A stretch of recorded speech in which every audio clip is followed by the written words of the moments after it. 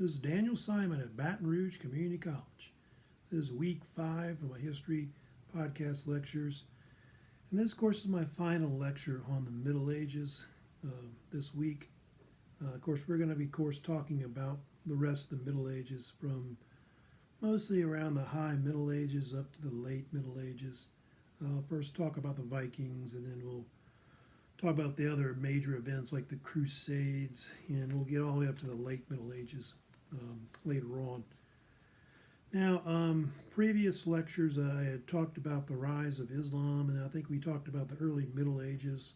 I haven't really finished talking about kind of the period that's up to like close to when the High Middle Ages begins, which is close to about 1000 CE. You have the Viking Age, which comes in, which starts kind of at the turn of almost 900 to 1000 CE, about when it started. The Viking Age, or period of the Vikings, covers mostly from about the 9th to about the 11th centuries, CE or AD.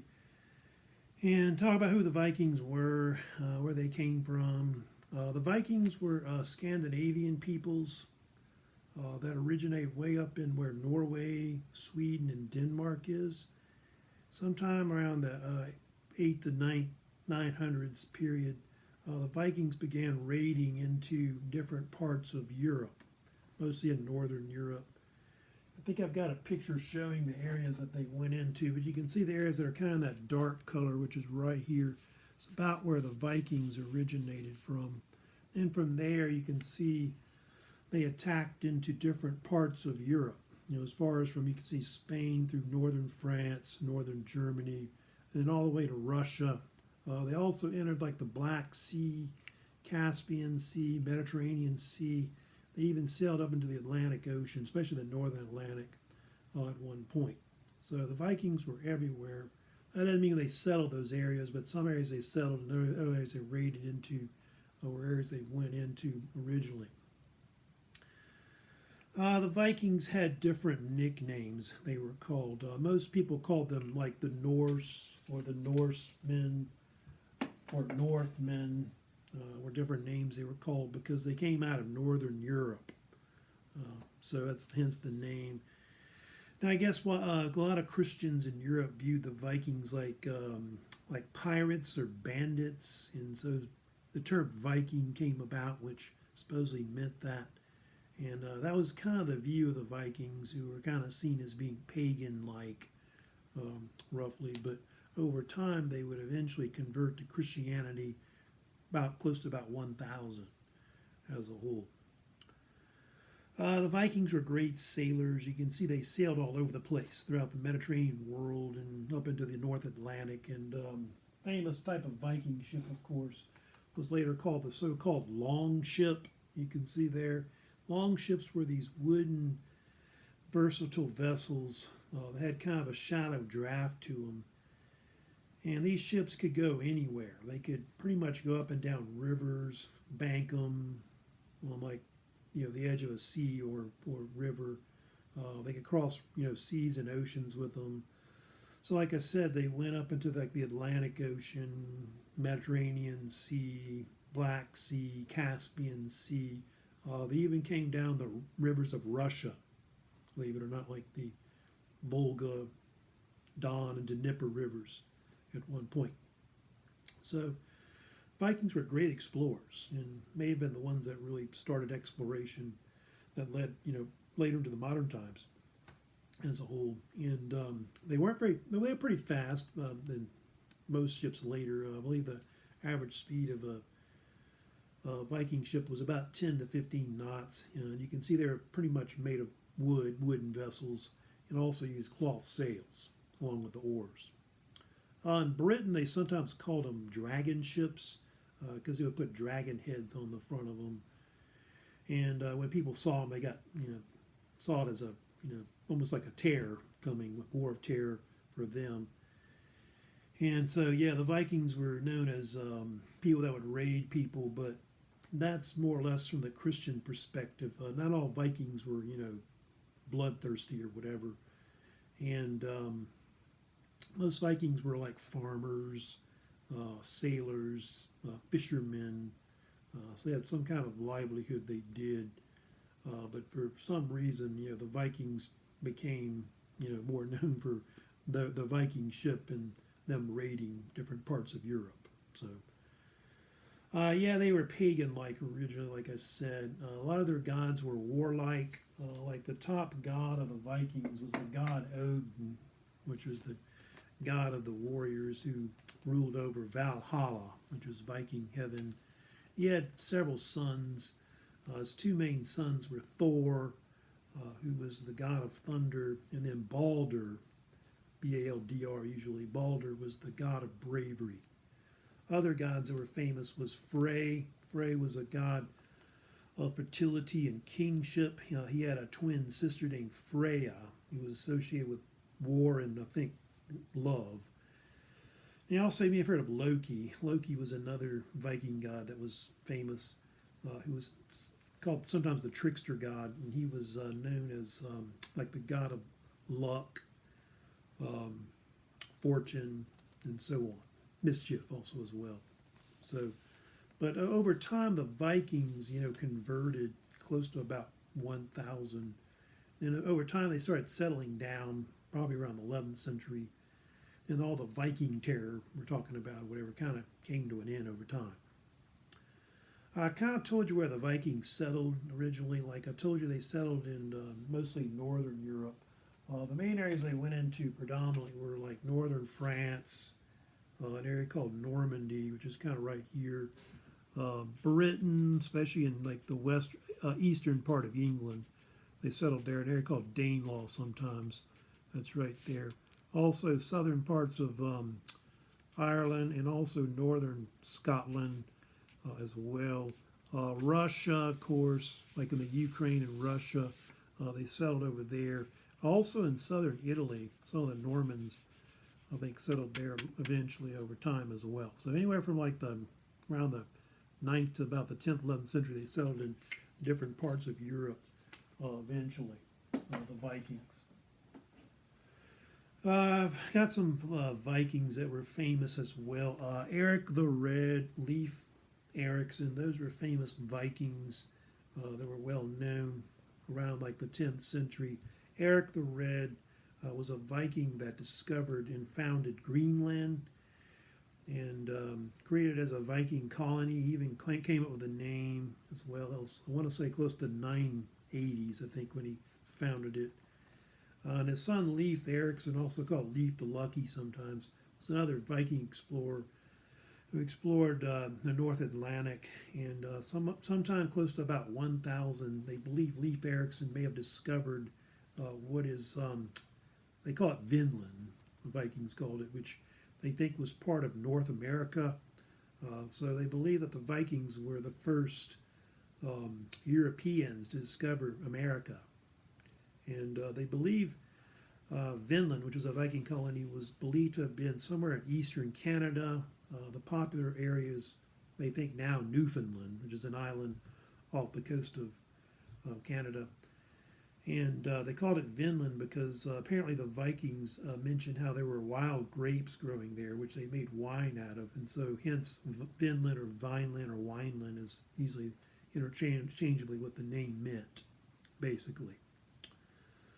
So yeah, the Vikings created a settlement there. They didn't stay there. Apparently within maybe a generation they fled eventually. They never came back. And so it wouldn't really be till Columbus's time that the Europeans rediscover America. Other examples of Vikings were the Normans. The Normans were Vikings that settled in northern France. I think they believe they came from Norway, and sometime in the 900s CE, they created a area that became known as Normandy, which was later called the Duchy of Normandy, and it became like a vassal state to the Kingdom of France. So they kind of were under the French there. And the Vikings that settled there merged with the French culture, which was, Catholic and French.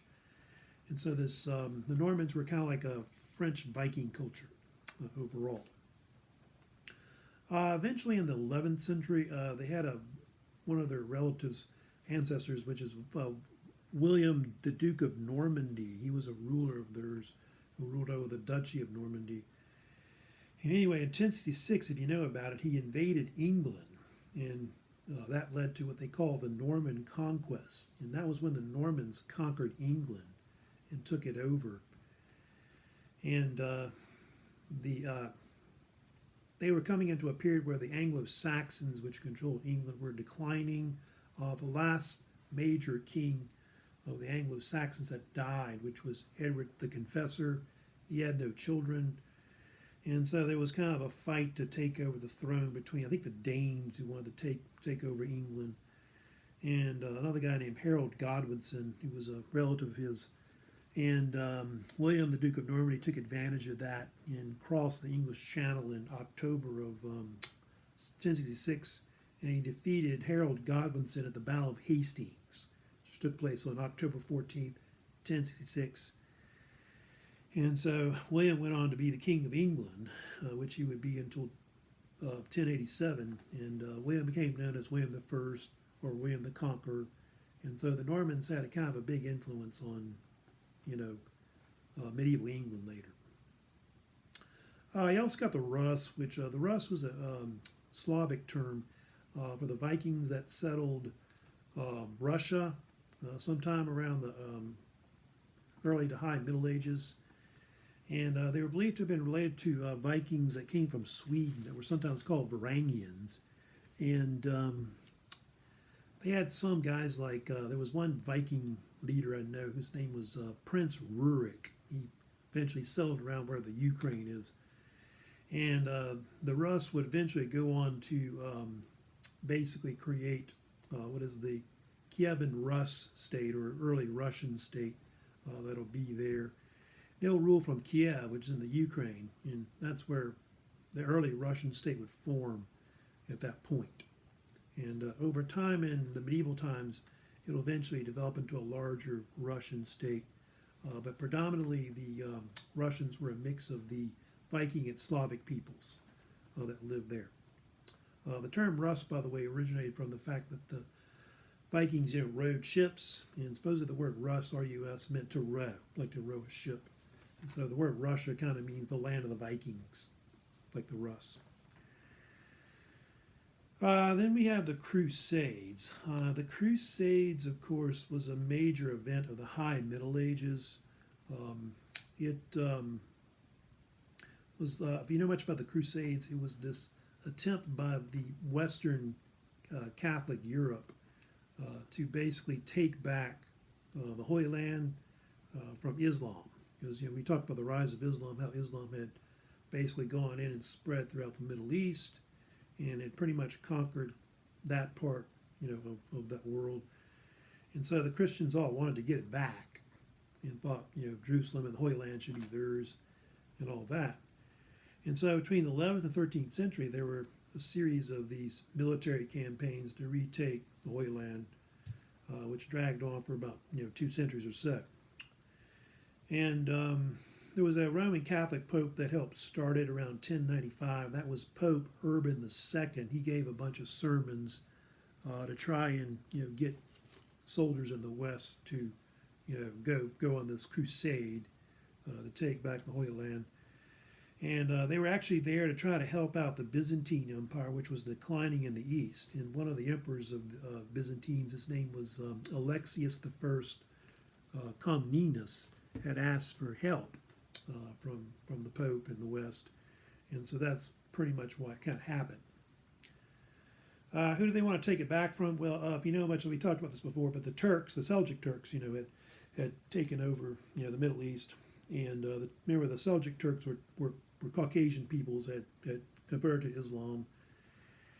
And they were in control of pretty much the Middle East at that point. And so that's who they mostly fought against, and their allies that fought there.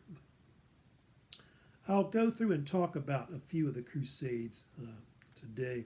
The first Crusade was the most important one, I guess, because it was the most successful one, which went from 1096 to 99. It mostly included minor nobility that led that crusade. There were no major kings that were involved in it, and it was the most successful, really, of all the crusades, because in 2-3 years they were able to reconquer pretty much all of the Holy Land area. And I kind of map here showing the areas that the Crusaders would eventually take back, which would be pretty much the area from like southern Turkey down through Syria, Lebanon, and Israel. So all that was taken within 2 or 3 years, from 1096 to 99. And then, of course, in July of 1099, they even retook Jerusalem. They took that back, which was the main thing they wanted. And anyway, from that, if you know about what happened after the First Crusade, they then created a bunch of Crusader states there to rule over it, which the map kind of shows you the different Crusader states. But they had 4 of them, the main ones they had, which were founded mostly by the Knights Templar and other military orders. And of course, they had 2 that were a county. You can see the county of Tripoli, which was in Lebanon, and the county of Edessa, which was in Syria. You also had the Principality of Antioch, around where Syria is. And then also the big one, which was the Kingdom of Jerusalem. That was the most powerful one, and the only one that had an actual king, which the first king of that was Baldwin I, who was a French nobleman that ruled it. And the other ones were either ruled by a count or ruled by a prince, hence the names, of course, being used. There's also that Principality of Armenia, Cilicia. That was, Armenians were from like eastern Turkey, and they created a state there too. But it was not included with the, the Catholic West and all that. They had their own separate one. Now, so they formed these states there. But yeah, Edessa didn't last long. It fell right afterwards. I think I want to say 1140s, I think it is, about when it fell. So it didn't last very long. But most of the other states were protected by a lot of these military orders that were created because all the other Crusaders kind of went home after they retook all that land. And there were like several military orders of knights that formed. The most famous was the Knights Templar. It formed right after the First Crusade. And the Knights Templar was a special order of knights that were highly trained, were known for their uniforms with a red cross on it, usually with a white background. And they were called Knights Templar because they supposedly at one point had a headquarters that was on the Temple Mount, like the old temple, I think where the Dome of the Rock was. And they were real powerful, very wealthy, and owned a lot of land. And some people even say they even started kind of like the banking industry in Europe. Other knightly orders were the Teutonic Knights, who were kind of like a German order. They were known for having a black cross. Then they also had the Knights Hospitallers, or Knights of St. John. They were known for having mostly a white cross, and I think sometimes they were easily associated with the English sometimes as well. So all these different medieval orders were important in the Crusades, and most of them were around up to like the 1300s. And a lot of them fought even later, like in the 100 Years' War and other conflicts in Europe. Yeah, there are other crusades. Yeah, there was the Third Crusade. The Third Crusade was a crusade that was started because of Saladin. Saladin or Salah ad-Din was a Muslim warrior and sultan that was really one of the greatest enemies of the Crusades and the Crusaders.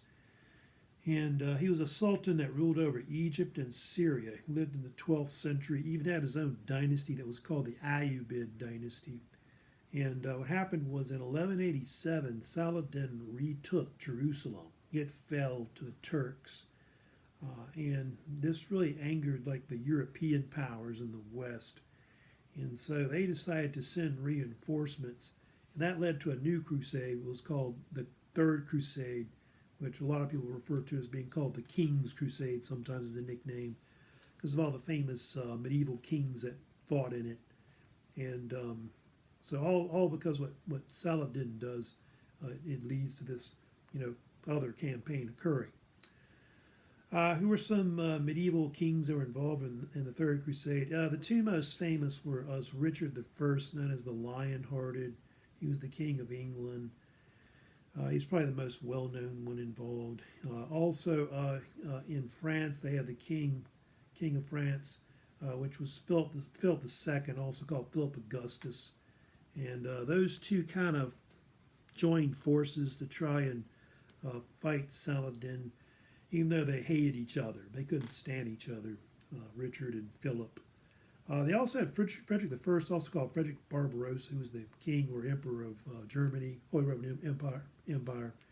He kind of was involved a little bit, but he actually died at the beginning of the campaign, so he didn't really do too much.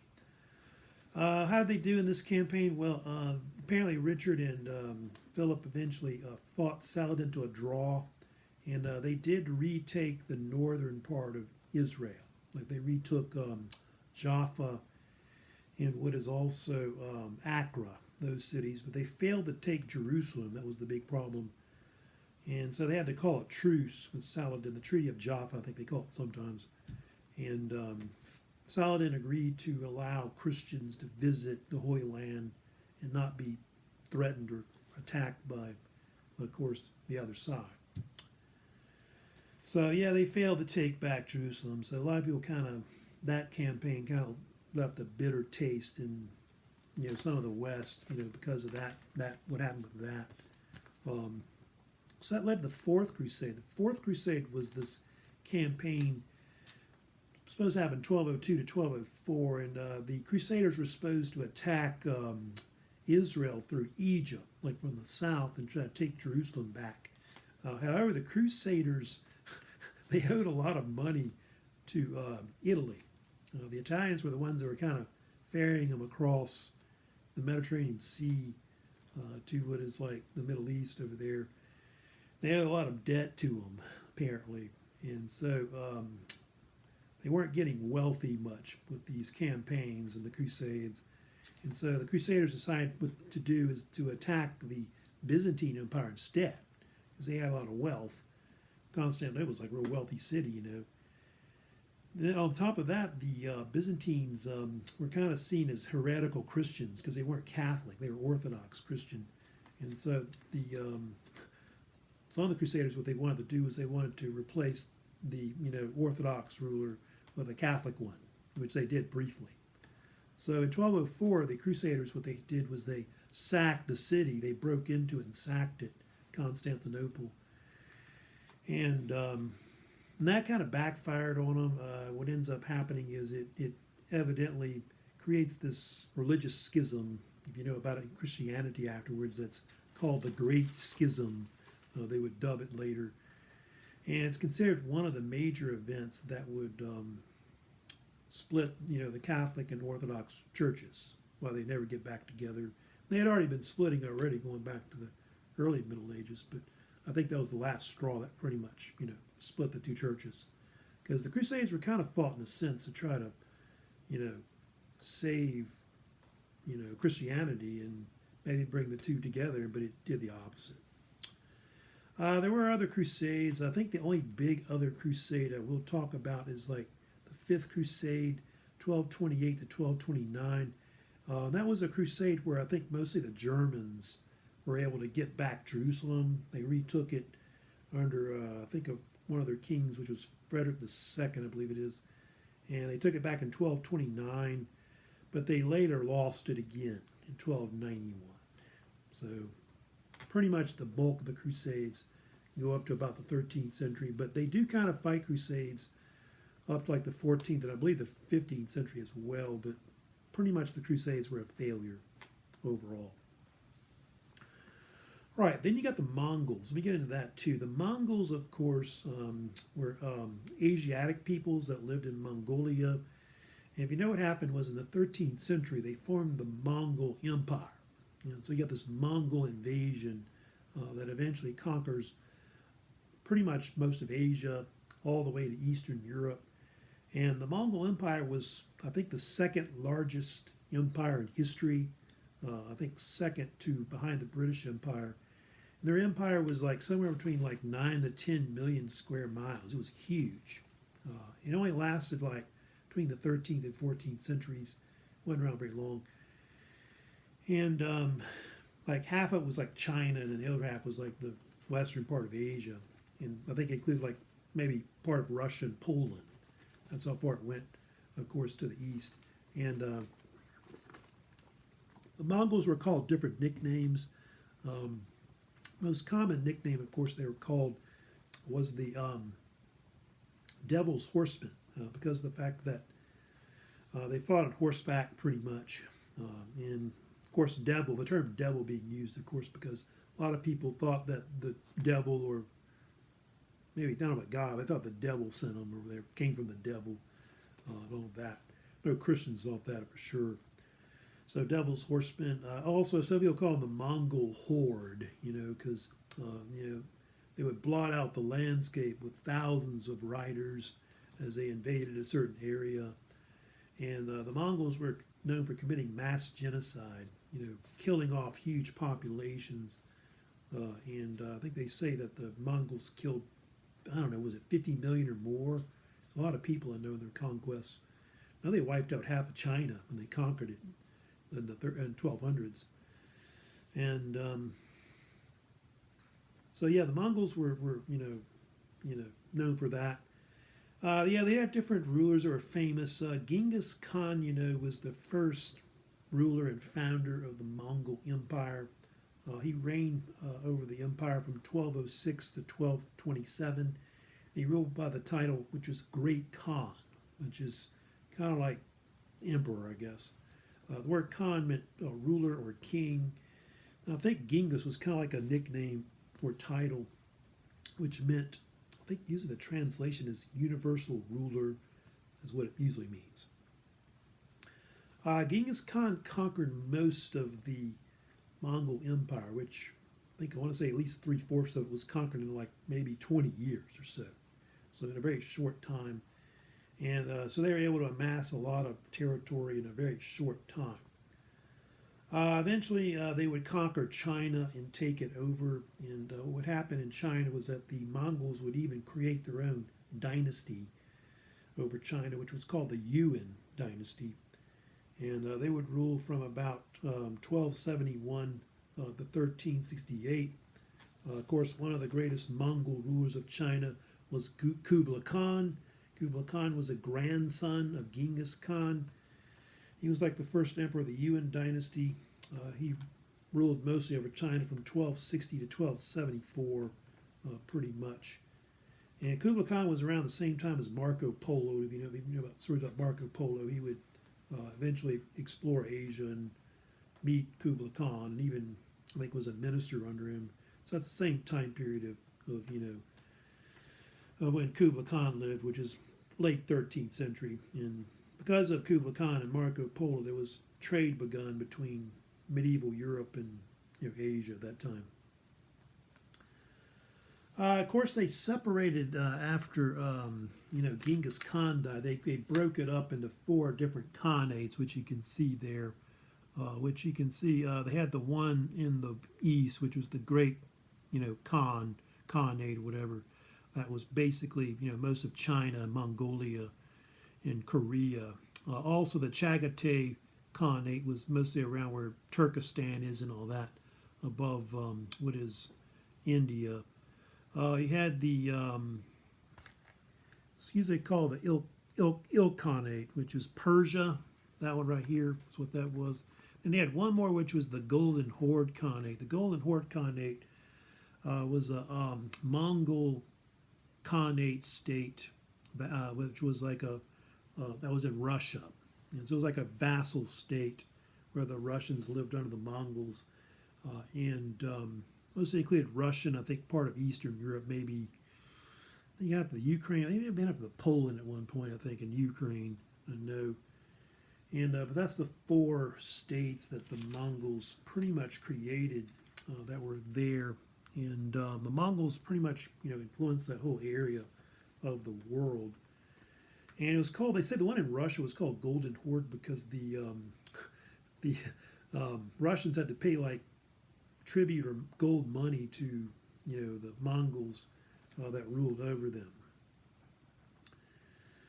Yeah, they had the Timurid Empire. I'll kind of briefly talk about that, but that was the state that kind of broke away from the that Persian area that the Mongols had controlled. In the 14th century, there was a Mongol Turkish warlord. His name was called Timur, or also Tamerlane. He conquered that area around Persia, and he formed his own state, which became known as the Timurid Empire. It got named after him. And it was a state that was an Islamic type empire that was a mix of Mongols and Turks. Because if you know about the Mongols that come into like Turkestan and Persia, and the two cultures kind of merged together as a whole. But it was like an Islamic state. I think the main language was like Persian overall. And it would be around for like over 100 something years, like 130, 140 years, how long it was around.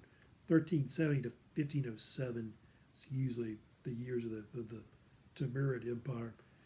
And it stretched from like Iraq, Iran, Afghanistan, Pakistan, and maybe at one point controlled part of the Indus River Valley. So it was a pretty large empire. And Timur was kind of like a sultan, but I don't know if they used that term. I know the Turks use that term later, but I think they used to call him like a warlord and some type of general. He was a pretty good general, supposedly. The Crusaders called him Tamerlane, and so that name was also used as well for Timur. Last thing I need to talk about, of course, is the late Middle Ages. Let me get into some of the major events that, of course, in that period, 13 to 1500s, the late Middle Ages. Three big events that happened during that time was the Black Death, the 100 Years' War, and, of course, the Renaissance, which is the most famous period of it. The Black Death was this massive outbreak of bubonic plague that struck Europe and Asia. It was, of course, a pandemic, kind of like what we're having now, but way worse, than what we're experiencing. And it was called Black Death, Black Plague, and the bubonic plague was believed to have originated in Asia. They think the Mongols helped bring it westward through their conquests, and it came through the Black Sea into eventually what is southern Europe and went up through northern Europe. And I think here's the path it took through the Black Sea and then into Italy and then up through northern Europe. So that's the route that eventually it took. They think it was brought in through like the ports, through ships. Italians were trading in the Black Sea region and bringing goods up, Asian trade goods up into, of course, Europe. And so that helped bring in, the actual, plague. And, of course, they didn't know what caused it originally, if you know about that. They know now. By the 1800s, they figured out that the plague was caused by a bacterium that was in rat fleas, which is called Yersinia pestis, which I think we've talked about before. And the symptoms gave people bobos on them, and it turned their skin black, which was from internal bleeding. Hence the term Black Death. And it killed millions of people. I think in Europe it killed 25 million people. Worldwide it may have killed up to 100 million. They're not sure about the actual amount. They say it wiped out half of China too. I guess along with the Mongols wiping them out. So it was devastating to medieval Europe and changed it forever. And, of course, medieval Europe, they had no idea what caused it. They thought it was caused by other things that were more supernatural, like God or the devil, causing it. Some people blame the Jews for it. In fact, the Jews had poisoned the wells. There was even a theory that some scholars even came up with that the planets had aligned in a certain conjunction because of astrology, and that was another cause of it. And of course, the most popular cause that everybody liked was miasma, this idea that foul air or bad fumes people breathed in would actually give you the plague. And they were almost right about that because they were onto something which was called germ theory. The idea that you can breathe in germs or viruses and get a certain kind of illness. So they were close on that one, but they didn't realize what really caused it, until like the late 1800s, I think, is when they figured it out. So yeah, bubonic plague would kind of come back and forth, and it's even, I think, affects like medieval early modern England. I think in the 1600s. I think it hurts Napoleon's troops in Egypt or something at one point, if you read about it. Now, let me talk about also the 100 Years' War. Now, the 100 Years' War was a major conflict that happened in France between England in what is France. It's considered one of the last major medieval wars of importance. It's very long. It lasts from 1337 to 1453. Not quite 100 years, but it's 100 and something years off and on. I think 16 years off and on. So long they fought. And mostly it was a campaign between the two different dynasties. Like the English had the Plantagenet dynasty under, like, I think at the time, King Edward III. They wanted to take over France. And the French were under a dynasty called Valois. The Valois dynasty was hoping to push the English out and become more independent because the English still controlled some lands in France at the time. And so 100 Years' War was an interesting war. It was considered one of the last major medieval wars. And a lot of the kind of fighting in medieval times eventually became more obsolete. Up to that point, they still fought with, swords and shields and knights in shining armor and that kind of thing. But you'll see by the end of the Middle Ages, they kind of go away from that. You start seeing guns and cannon being used and other kinds of new kinds of warfare that get introduced. The English were famous for introducing new weapons in the 100 Years' War. There's several that I'll talk about briefly that were famous. The most famous was the longbow. Longbow was a new type of bow and arrow, which is about 6-7 feet long, and it could be fired by anybody, mostly peasants. And the longbow was deadly. They could fire it from several hundred yards and take out cavalry or infantry, and so it made a lot of medieval knights kind of obsolete and played kind of a major role in a lot of the early battles in the 100 Years' War, such as the Battle of Cressy in 1346, Poitiers 1356, and the Battle of Agincourt in 1415. Practically wiped out, just knights of cavalry. And the English technology was devastating. They also used early forms of the gun. Supposedly were the first gunpowder type weapon in Europe was introduced at the Battle of Cressy in 1346. 1346 when it was. And so you start seeing that, and also cannon being used, which cannon will make also a lot of fortifications obsolete. Oh, and then the French and the English also invented different kinds of catapults as well, which would be used at fortifications as well. The French had one called the trebuchet, you may have heard of, that was real famous in the war. So you say like the 1410s, 1420s in the war, the English eventually took over like most of France. Like 3/4 of France was almost taken over. All the major cities of France were taken, like Paris was taken. The city of Reims was very important, was taken because that's where the French kings were crowned in France. Notre Dame de Reims, I think, was the famous cathedral there. And turning point was the siege of Orleans. There was a famous French heroine, who, of course, you may have heard of, named Joan of Arc. She was a young teenager, French teenager, and she heard visions to go and aid the current king of France. It was King Charles VII. I think it was the Archangel Michael, and I want to say 2 saints she heard told her to basically do this. So she wore like a soldier's armor. And she was able to talk the king of France into aiding their forces. And eventually, at what is the Siege of Orleans, which was from 1428 to 29, she was able to lift that siege. And I guess what happened was she was able to rally the forces, increase their morale, which eventually turned the war in France's favor. So I think Joan of Arc, who died young, was one of the pivotal figures that really changed the war in favor of the French at that point. And of course, the English later captured her, about this, and they tried her for being a witch, and they burned her at the stake in 1431. They say she was only 19 years old.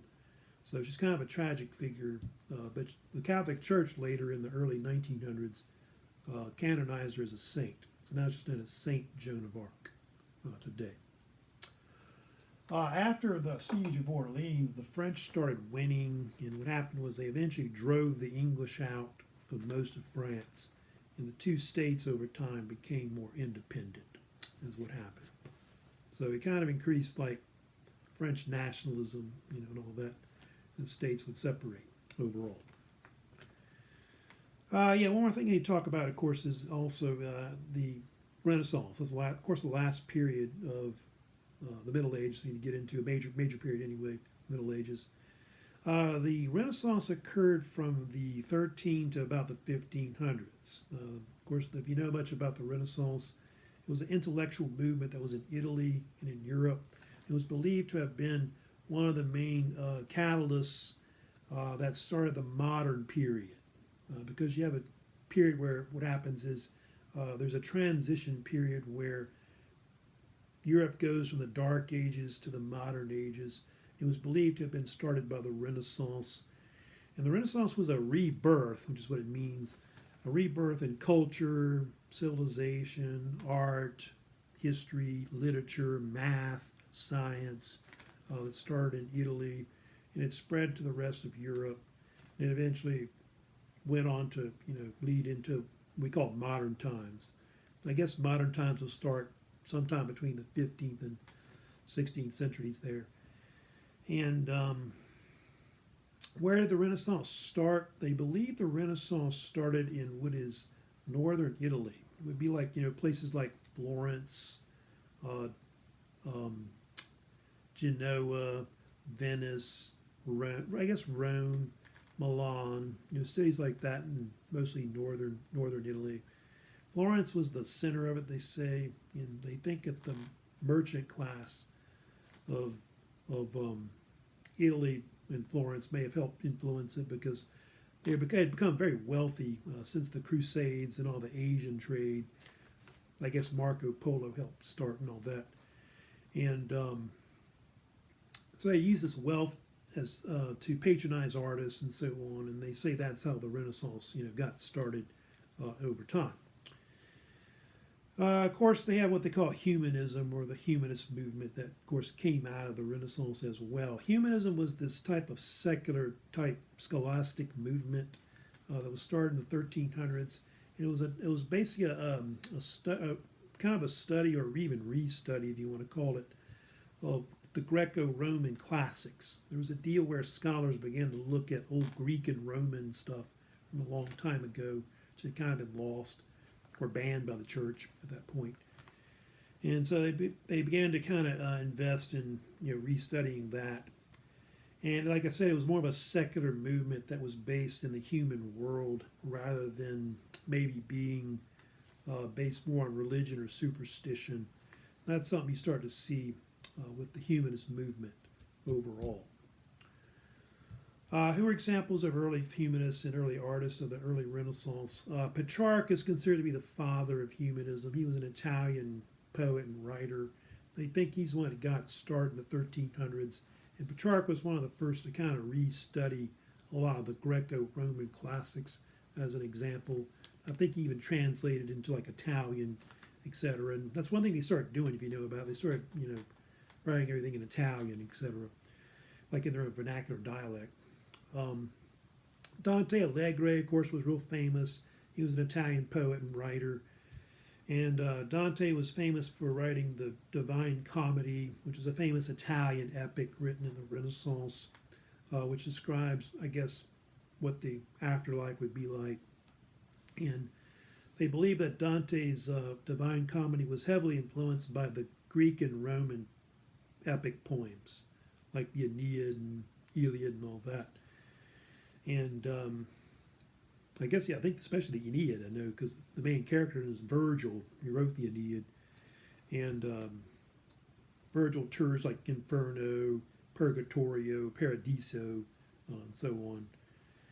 And so that was very famous. Donatello was another guy. He was, of course, a famous Italian sculptor in the 1300s. He was famous, of course, for being one of the first to copy a lot of the Greco-Roman type of sculptures, which had nudity. It was something you see a lot during the Renaissance. So he kind of copied them. Giovanni Boccaccio was another writer, I guess it was a humanist in the early Renaissance. He lived in the 1300s too as well. And Boccaccio was known for writing a lot of short stories, most famous, of course, being the Decameron, which is a series of short stories which take place during the Black Death in Italy, which devastated Italy quite a lot. I do mention Machiavelli, I guess, if you want to know him. He's not as important, but Niccolo Machiavelli wrote a little later, close to 1500, and he wrote a famous political treatise you may have heard of called The Prince, published about 1513, and it was heavily influential on a lot of politics in modern Europe. The Renaissance is divided to sub-periods. They have the early Renaissance, which goes from 1300 to about maybe 1500. And mostly the early Renaissance was in Italy. So it started in Italy, and after that it spread to the rest of Europe later on. High Renaissance was the peak of Renaissance and the Renaissance art. It went from like 1500 to about maybe close to 1540. And that was when you had all the master artists that lived, that were the greatest overall. And Renaissance, of course, spread to other parts of Europe. That's the Northern Renaissance. The Northern Renaissance, mostly like 1600s, pretty much. Spread from Italy into like England, Spain, Germany. I guess Russia may have been affected later as well. They call it Northern Renaissance, or maybe sometimes called a later Renaissance, that they also give a name to it. High Renaissance had some famous artists that were well known. A lot of these were master artists you've probably heard of. The three big ones were Leonardo da Vinci, Michelangelo, and Raphael Sanzio. Of course, Leonardo, was a really great painter, artist, and he was known for doing, of course, the most famous painting of all, that y'all, of course, heard of, is the Mona Lisa, which is right here. And, of course, the Mona Lisa is considered to be the greatest painting of all time. I think it's the most insured. I forget how much the insurance is on it. It's millions. It's insured to, I want to say 10, 20 million or some crazy amount. And it's in the Louvre, of course, in France, down in Paris. And it's believed to be a painting of an Italian noblewoman that apparently he never finished the painting, which he was known for doing that, not completing his paintings and all that. The Last Supper was a famous fresco painting he did in a church in Milan. That's of course, a famous painting that depicts the Last Supper of Jesus. And it's considered maybe one of the most famous modern type fresco paintings ever done that's still around today. Then you got Michelangelo. Michelangelo was mostly known as a sculptor, and he was known for statues like, of course, the statue of David, which is, the most famous statue, of course, he ever did overall, which depicts the youthful King David, after he killed, I think, Goliath. Then, of course, Michelangelo is known for painting the Sistine Chapel. I think everybody's heard of that, the ceiling of it, in a few years in the early 1500s as well. Then Raphael Sanzio, they used to call him Raphael for short. Raphael, of course, was known for painting also the Sistine Chapel as well in Rome. And Raphael was known for doing a lot of paintings of the Virgin Mary, which the Italians called Madonna, they dubbed it. And he had several paintings. I think it was one in the Sistine Chapel called the Madonna Sistine, which is pretty famous. He's got another painting called the Madonna of the Chair. That's well known. So those are all like the famous master artists of the High Renaissance. And you'll notice like Donatello, Da Vinci, Michelangelo, and Raphael, they all have all in common, huh? They're all Teenage Mutant Ninja Turtles. That's a joke. Anyway, But anyway, that's the Renaissance, and the Renaissance, of course, is like I said, the period that leads into the modern times. And so, at the same time as the Renaissance, you've got the beginning of exploration, starting with the Portuguese exploring like Africa, Christopher Columbus exploring the Americas. They got the beginning of the Reformation in Europe that starts in the 1500s. So it's about the same time period when the Renaissance is occurring. And that's the beginning of like I said, the early modern times, pretty much at that point. So that's pretty much it for this lecture series. This pretty much ends, the semester overall. So we made it. Yay.